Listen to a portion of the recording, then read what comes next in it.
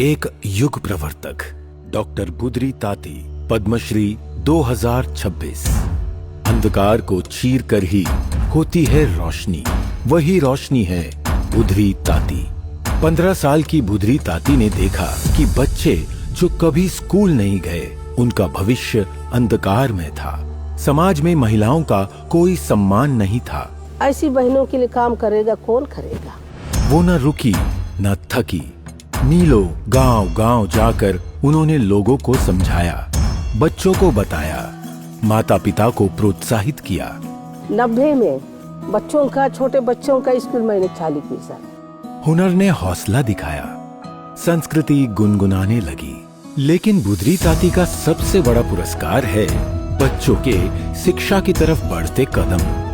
हर चीजों में लोग आगे जा रहे और इतने हजारों बच्चे पढ़ रहे हैं। डॉक्टर बुधरी ताती, पद्मश्री 2026। कोटि कोटि नमन।